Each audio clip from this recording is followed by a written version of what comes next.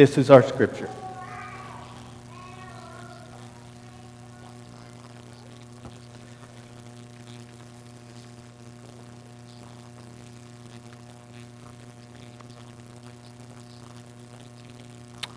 So I was called Thursday afternoon.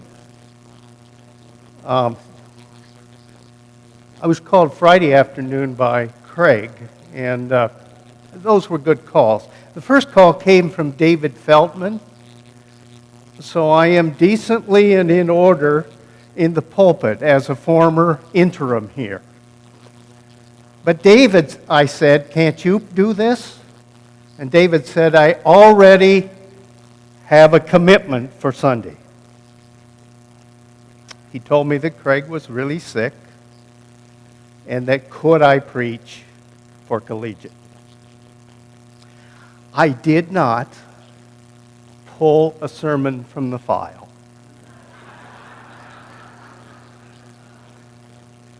That would take too long.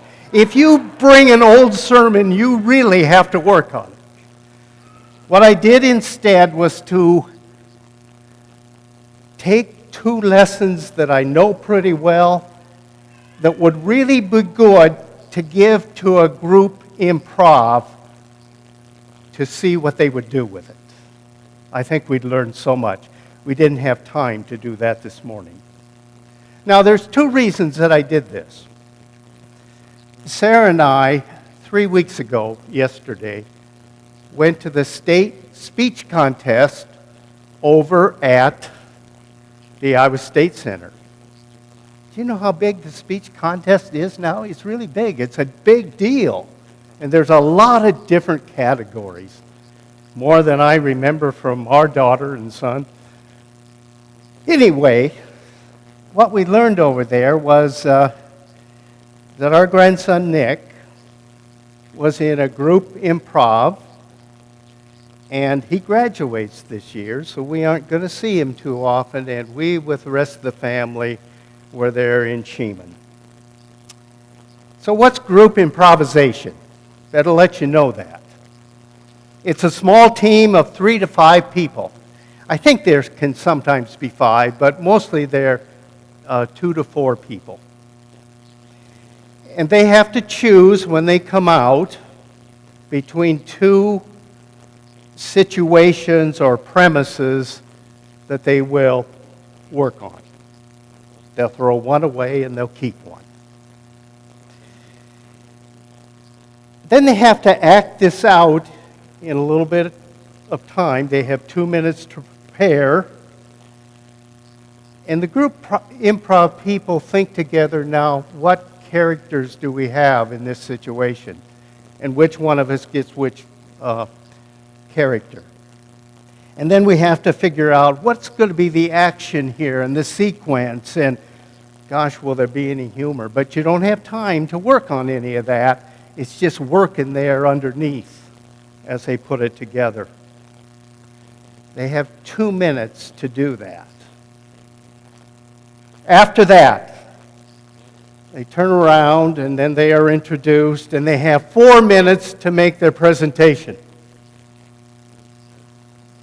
Then, as soon as they're done, a very positive-minded critic judge gives them immediate feedback, and they're done. It really is wonderful. They do a good job with this, all of them. And they come from all scattered schools in the state. I mean, small schools, large schools. It's really neat. Nick, our grandson, came from Waukee, where he will graduate this spring. Now, you know, there are 2 reasons that I chose to talk about improv this morning. The first is that this is interesting. It's my grandson, and I learned a lot that day. You know, I get to listen sometimes. The second reason, at about the same time, I read this article by a Presbyterian pastor. It's a very short article. Her name was Mary Ann McKibben Dana. And she's interested in improv and soon to release a new book that she's written about it. And she knows that sermons are normally not improvised. But she also knows, she's very good at this, she knows that life is. It has to be improvised. She kind of has this idea about three kinds of sermons.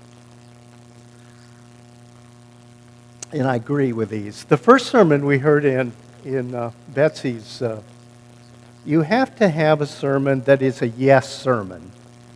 And kids need that a lot. She generally has yes sermons. But did you notice that in her book this morning, that we're loved irregardless of what we do? The love's going to be there. There's a persistent kind of love. Well, that's a yes sermon.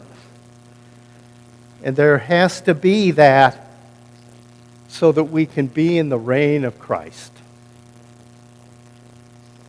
Trust and grace and love, those are terribly important convictions. Now, the second kind of sermon is not in the sermon title here. It's the go sermon. G-O, not N-O. And this is kind of the application sermon. She says that you have to get this sermon out of the sanctuary and out of the church and into the world so something happens. Get out into the world and show humanity that we have to get involved. And then she said there's a third kind of sermon that is kind of hard to talk about. It's the no sermon. And this is the least frequent kind of sermon that we have. You know, we have a lot of these yes sermons and some of the go sermons, quite a few of those too. But this no sermon, it's more about how God, not us, sets boundaries and rules and perhaps even limits that we have to deal with. The prophetic sermons are generally about tough stuff like injustice, violence, cruelty. Oh, the hardest one is humility. These things hurt. These things are hard to grab onto because they remind us that we, in God's sight, if we want to show His love, we have to act like God. And we have to then be in touch with God and be in touch with people that are involved in the injustices and the violence and the cruelty around us. These sermons are hard to preach. I think they're harder to listen to. Well, so why did I choose this morning? It's not because I want to do a no sermon. I don't want that. But I picked some scriptures that really have improvisation possibilities. I had 15 minutes in here because I knew that the bulletin was all put together, and I knew that Victoria was still in here, and I would use the bulletin she had, but I would have to change certain things. I would have to change the scripture because I did not want John 3:16. I just didn't want that. And number two, I had to get a title, and I thought, you know, it would be a good idea. I haven't even looked at it this morning, but at the beginning of there we gather in God's name, and there's a meditation there. I said, that won't work from the old scriptures, so I adapted something. Victoria was gracious enough to give me about a half an hour on that, and this got put together. I did think later that I should have read this from the Message, because Isaiah the prophet is talking about something that's going to be new. So if you're in the group that is improvising this scripture, you have to pay attention to what's going on as it happens. You have to imagine that something new is going to burst forth. Don't get tied up in what you had, your stuff in the past. There will be in the desert a new road and a new river, and the wild ones in the wilderness. Eugene Peterson in the Message says, there's going to be a coyote there and a buzzard. And they're going to appreciate this place. Are you? So, if you're in this group, putting this together, you have to remember that you are maybe the one that is playing Isaiah, the prophet. Maybe on the other hand, you're the one that's really a person in this that has to listen for this new thing bursting forth. But maybe you'll be lucky and get the task of being the coyote or the buzzard, because that's what improv is like. And you have to work it out together, and you have 4 minutes to get it done. Then I picked a gospel lesson. It's a good one with Jesus because he's really hands-on. People bring him somebody that can't see. Jesus does the unobvious. He takes this person out of the public eye and goes with him over here in private. And then he gets the spittle out, and he puts it on his eyes, and he lays his hands on.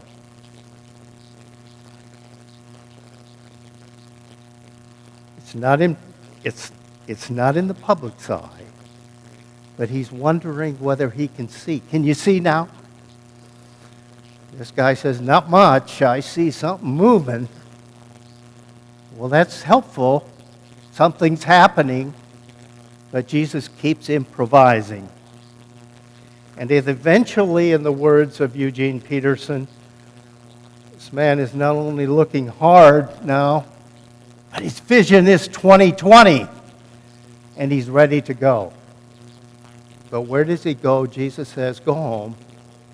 Do not go to Bethsaida. Go home.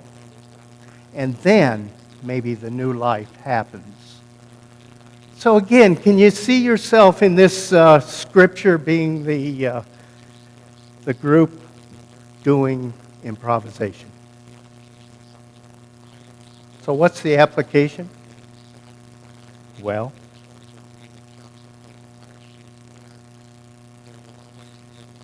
I understand that we're going to have a new minister coming. It's whenever. And I don't know any more than you do, but I do know what is some of your hearts. Some of you are wondering, why is it taking so long? Why have we had such short pastorates? Why have we had so many interims? Well, I think it's because we have a little nostalgia in our mind about our past.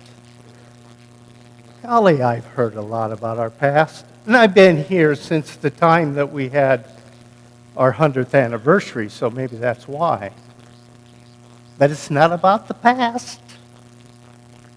And then we idealize our hopes for the future.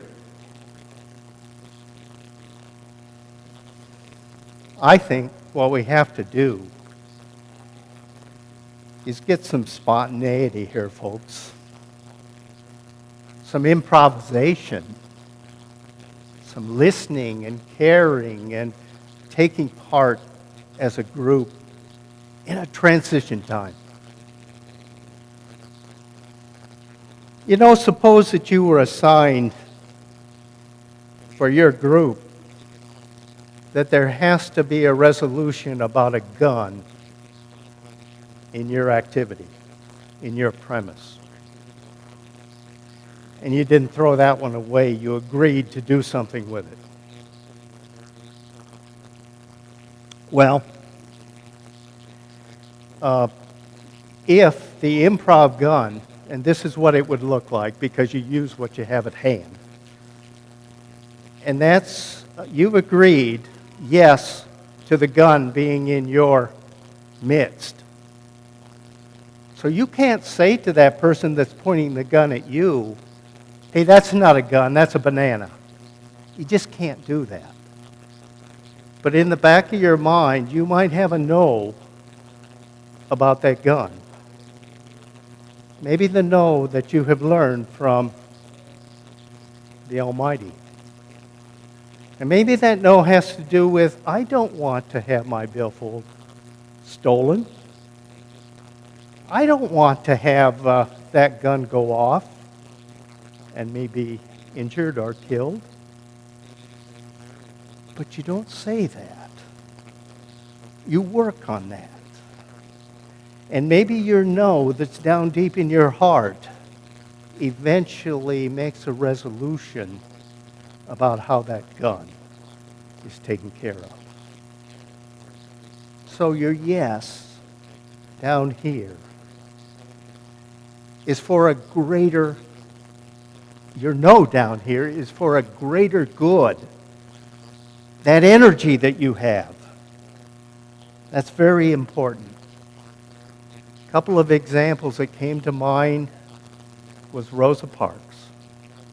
Rosa Parks said no. I don't think we know exactly what that Montgomery bus looked like. If I understand what was going on in the segregated South, black people sat in the back of the bus. White people sat in the front of the bus, but the middle of the bus was always pretty open, particularly during the day. Maybe during the rush hours, there were a few more black people that had to move up because that was crowded, and some white people that had to move back. But here's Rosa Parks getting on that bus in the middle of the day, and she sits in the middle of the bus. You know the picture of her. She's by the window across from the entrance. But her no had a great big yes in it. I'm not going to belabor this, but Mahatma Gandhi said no to the British Empire.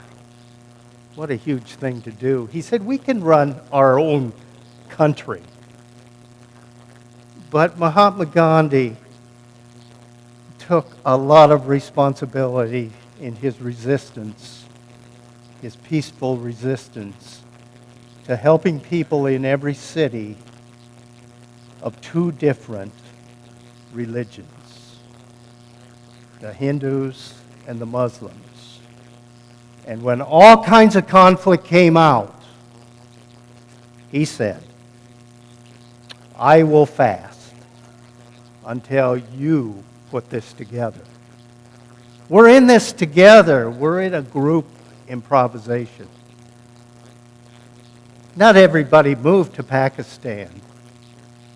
In every large city in India today, there are Muslim and Hindu people and Christian people and others, Sikhs, that live together. Thanks be to God. Amen.